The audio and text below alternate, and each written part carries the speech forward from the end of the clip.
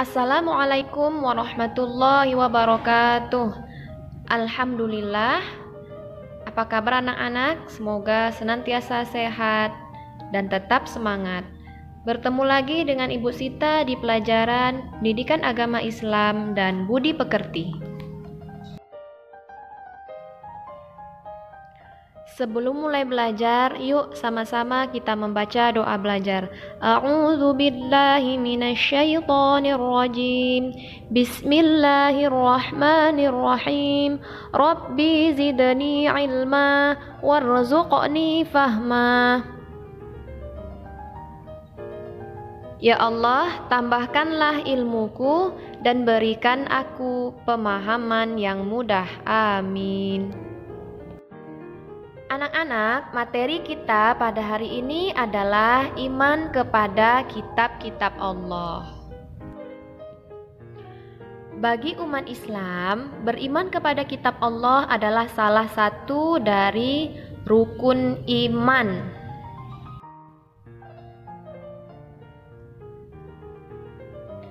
Siapa yang sudah hafal rukun iman? Tentu anak-anak sudah hafal semua ya. Coba disebutkan kembali, rukun iman ada berapa sih? Dan iman kepada kitab Allah merupakan rukun iman yang keberapa?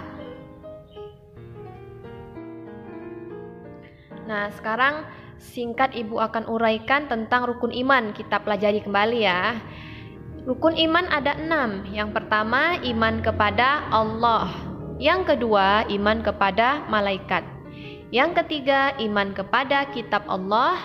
Yang keempat, iman kepada nabi dan rasul. Yang kelima, iman kepada hari akhir. Dan yang keenam adalah iman kepada qada dan qadar.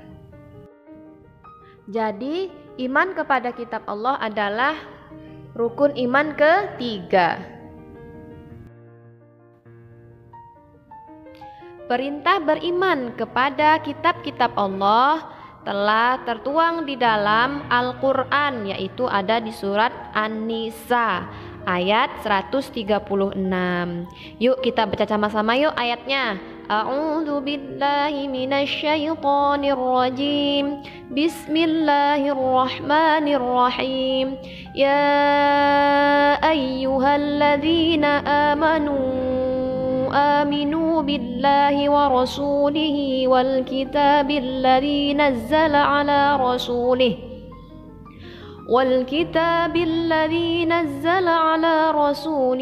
والكتاب الذي أنزل من قبل, yang artinya adalah wahai orang-orang yang beriman, tetaplah beriman kepada Allah dan Rasul-Nya dan kepada kitab Allah yang diturunkan kepada Rasul-Nya serta kitab yang Allah turunkan sebelumnya.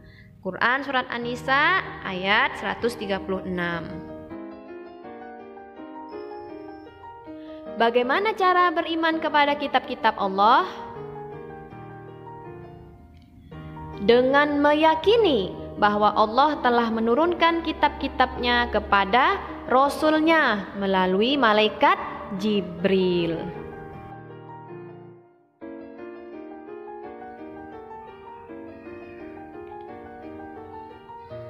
Apa sajakah nama-nama kitab tersebut? Yuk kita pelajari bersama. Kitab yang Allah turunkan kepada Nabi dan Rasul ada 4. Yang pertama adalah kitab Taurat. Kitab Taurat diturunkan kepada Nabi Musa alaihi salam. Yang kedua, kitab Zabur yang diturunkan kepada Nabi Daud alaihi salam. Dan yang ketiga adalah kitab Injil yang diturunkan kepada Nabi Isa alaihi salam. Yang terakhir adalah kitab Al-Quran yang diturunkan kepada Nabi Muhammad SAW. Anak-anak, kita harus meyakini bahwasannya Allah sudah menurunkan 4 kitab tersebut kepada Nabi dan Rasul untuk disampaikan kepada umat manusia. Akan tetapi, sebagai umat Islam, kitab yang harus dijadikan pedoman dan petunjuk hidup hanya Al-Quran. Karena kitab Al-Quran adalah kitab yang paling sempurna. Mengapa Al-Quran menjadi kitab yang paling sempurna?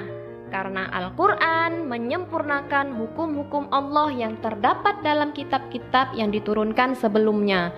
Jadi isi dari kitab Taurat, kitab Zabur, dan kitab Injil semuanya sudah ada di dalam Al-Quran dan disempurnakan oleh Al-Quran. Dan Al-Quran diturunkan untuk seluruh umat manusia sebagai rahmat bagi semesta alam atau rahmatan lil alamin. Anak-anak, turunnya ayat Al-Quran atau Nuzulul Quran pertama kali terjadi saat Nabi Muhammad sedang menyendiri di Gua Hiro, yaitu tanggal 17 Ramadan saat beliau berusia 40 tahun. Wahyu yang pertama kali turun adalah surah Al-Alaq ayat 1 sampai 5. Dan saat peristiwa itulah Nabi Muhammad diangkat menjadi Rasul. Anak-anak, dalam Al-Quran terdiri dari 114 surah dan 30 juz. Adapun keistimewaan Al-Quran adalah yang pertama, Al-Quran untuk semua manusia berlaku sepanjang zaman.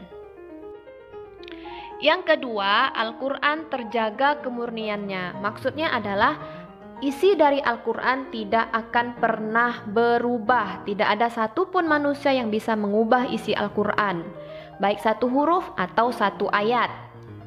Yang ketiga, Al-Quran adalah penyempurna kitab terdahulu.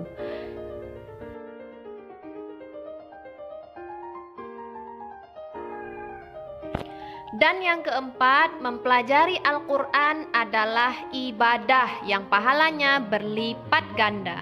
Kelima, Al-Quran tidak tertandingi isinya oleh manusia. Jadi tidak ada satupun manusia yang bisa membuat semisal dengan Al-Quran, baik satu ayat pun. Ajaran dalam Al-Quran yang pertama adalah akidah, yaitu keyakinan yang kuat dan sungguh-sungguh kepada Allah. Dan meyakini bahwasannya ada malaikat, ada kitab-kitab Allah, ada rasul-rasul Allah, adanya hari akhir dan qada dan qadar. Kita meyakini bahwasannya ada makhluk gaib ciptaan Allah seperti jin. Yang kedua adalah ajaran akhlakul karimah atau ajaran berperilaku terpuji.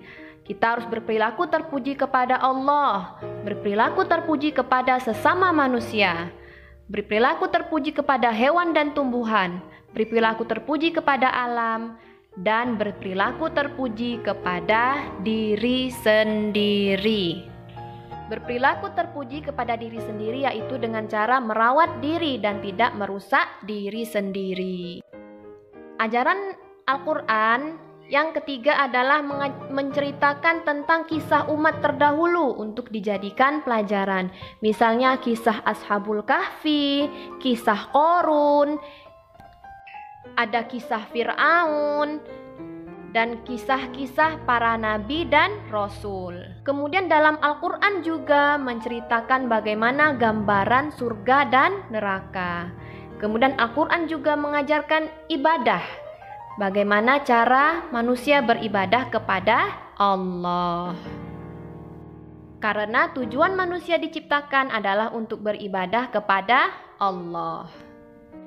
Sekian dulu pelajaran kita pada hari ini. Kita tutup dengan doa kafaratul majelis. Subhanakallahumma wa bihamdika asyhadu alla ilaha illa anta astaghfiruka wa atubu ilaik. Assalamualaikum warahmatullahi wabarakatuh. Sampai bertemu di pelajaran berikutnya.